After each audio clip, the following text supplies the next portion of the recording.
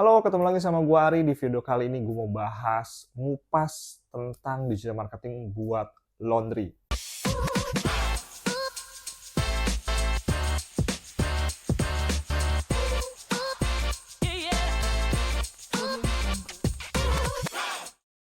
Apakah lu punya bisnis laundry saat ini?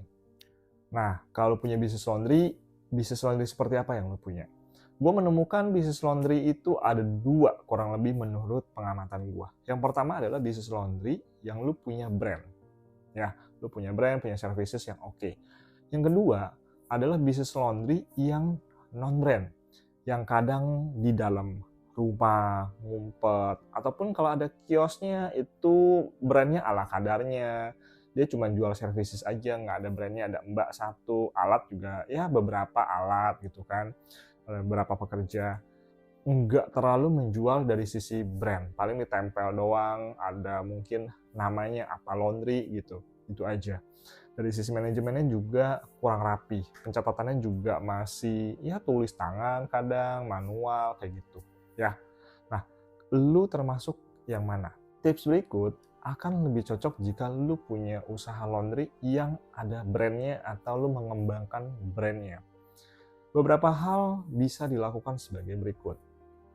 Yang pertama, lu mulailah segala sesuatu digital marketing dengan namanya audience analysis. Jadi analisis dulu nih audiensnya apa, di mana, siapa, bagaimana, kapan mereka melakukan transaksi, dengan apa mereka melakukan transaksi. Karena itu semua akan berpengaruh kepada bagaimana lu menjual, bagaimana menawarkan, bagaimana juga proses di internalnya kalian.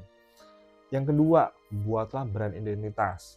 Nah, kalau teman-teman sudah ada brand identitas, itu bagus, tapi buatlah brand identitas yang sesuai dengan standar. Ada logo, ada kode warna, terus juga ada mungkin turunannya, filosofi, penjelasan, terus juga ini brand apa gitu.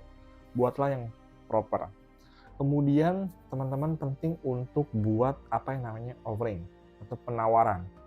Ini yang membuat beda nih antara laundrynya elu dengan laundrynya orang lain. Penawarannya apa? Gitu. Itu teman-teman mesti siapkan. Nah, menyusun offering itu biasanya acuannya dari audit analisis. Lu tahu nih audiens lu misalkan apakah mahasiswa, apakah pekerja, apakah random atau gimana, mereka keuangannya seperti apa, mereka kebiasaannya bagaimana.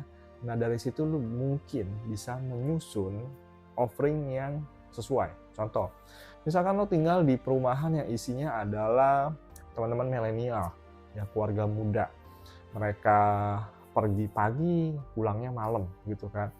Mereka mau laundry, tapi kalau mau laundry, pagi-pagi mereka berangkat, toko laundry atau outletnya belum pada buka gitu kan. Terus juga malam udah pada tutup gitu. Weekend mereka punya ada activity lagi. Jadi kalau mau laundry, mereka juga susah. Nah, teman-teman bisa menyiapkan services untuk mengakomodir hal tersebut.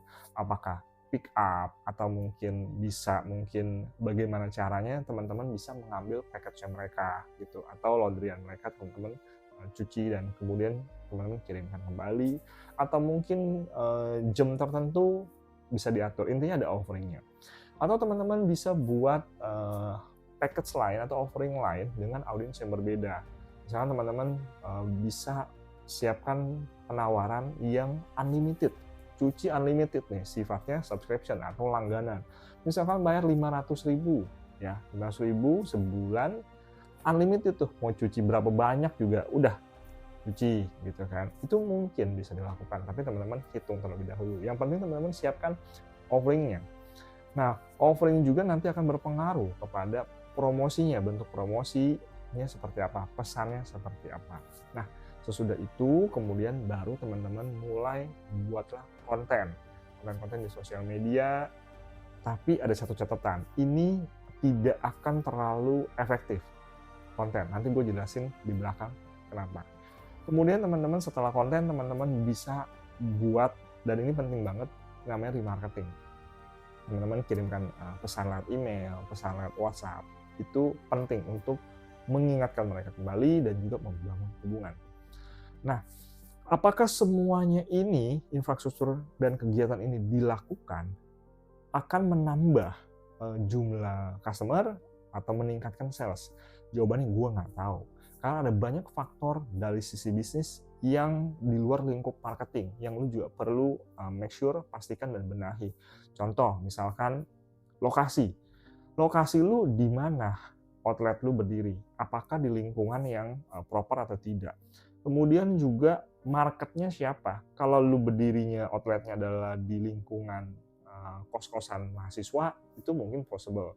Atau mungkin di perumahan, itu mungkin juga possible. Dan marketnya beda-beda. Tapi kalau lu bukanya misalkan di traffic orang yang jalannya cepet gitu kan, yang orang nggak stop, itu juga mungkin nggak terlalu cocok. Jadi make sure lokasinya. Terus juga kemudian soal pesaing. Ada nggak laundry lain di luar sana, di sekitar, yang punya offering yang berbeda atau keunggulan yang berbeda yang jadi kompetitornya lo. Kemudian juga ada dari sisi pricing, kemudian juga dari sisi kayak SDM dan sebagainya. Mungkin lu sewa tempat itu menentukan lu bagaimana ini profitable atau tidak. Ada banyak hal lain di luar sana yang berpengaruh nih kepada bisnis. Jadi tidak hanya marketing. Jadi itu perlu lu perhatikan sebagai owner. Nah, yang jadi highlight gue yang tadi gue mau mention, kenapa konten tidak terlalu berdampak nih kalau lu bikin di sosial media. Lu perlu pahami gini, bisnis laundry kayak gini, ini kan sifatnya adalah lokasi ya, dimana satu laundry buka, marketnya adalah area sekitar. Lu nggak mungkin dong buka laundry outlet, kemudian lu melayani luar kota. Nggak mustahil, cuman secara logika, ya itu nggak umum. Lu buka di Jakarta Barat, terus ada customer, lu melayani customer Bandung. Ya kecuali customer-nya lagi datang bertamu, ya itu jadi customer lu. Tapi umumnya kita akan melayani yang di sekitar outlet itu. Nah, ini jadi suatu hal dimana kalau lu bikin konten, itu kan sifatnya umum. Lu posting di sosial media, posting misalnya di YouTube, TikTok, Instagram, itu kan umum ya. Dan kita enggak bisa membatasi, oh ini konten untuk wilayah gua aja nih, misalnya radius 1 kilo, kecuali itu diiklankan. Itu mungkin. Otomatis strategi penerapannya untuk kegiatan digital marketing atau untuk menjangkau customer yang ada perlu juga ditambahkan dari sisi offline, entah flyering, entah lu dari rumah ke rumah, lu canvassing atau lu kasih selipin lah flyer dan sebagainya kayak gitu. Nah, catatan dari gua adalah ini tipsnya. Apapun yang lu lakukan, baik online atau offline, bikinlah yang namanya lead magnet. Gimana cara lu menarik dia untuk bisa mau berespon dari apa yang lu offering. Misalkan lu bagi flyer nih, ya offline nih gitu kan. Lu bagi semua rumah di kawasan misalkan 5 km dari titiknya lu, semua dapat flyer yang sama. Di flyer itu sebisa mungkin lu kasih sebuah penawaran yang tidak menjual tapi giving value. Misalkan contoh ekstrim dari gua. Misalkan lu dapat free cuci 1 kali atau 2 kali atau berapapun itu, caranya adalah dengan lu subscribe. Ya, lu subscribe misalkan nama, email, WhatsApp. Oke. Begitu dia udah subscribe atau dia WhatsApp atau dia apapun ya, metodenya nanti dipikirkan secara teknis, tapi jelas dia kasih datanya, kemudian dia dapat free cuci pertama kali tuh, dapat free cuci misalkan 3 kali, oh seneng dong orang, lumayan nih gratis cuci ya, mau numpang nyuci lah gitu, dapat nih. Nah begitu lu dapat database-nya, lu bisa lakukan kegiatan marketing untuk penawaran lainnya. Jadi intinya adalah gimana cara lu ngumpulin database ini crowd 5 kilo sekitarnya lu sebanyak-banyaknya dan semuanya kalau bisa lu dapat, dan kemudian yang lu lakukan adalah melakukan remarketing, merimain mereka kembali, hubungi mereka kembali, memberikan penawaran secara regular. Ini bisa lu lakukan kegiatan remarketing ini terus menerus sampai selama-lamanya gitu, karena kan kawasannya di situ. Nah ini yang lu perlu lakukan untuk bisa mengenerate leads itu kemudian lu berkomunikasi terus menerus. Itu sedikit dari gua. Kalau lu butuh informasi lebih lanjut untuk bisnis lu atau apapun yang sedang lu kerjakan, bisa hubungi gua. Sampai jumpa di video berikut, semoga bermanfaat.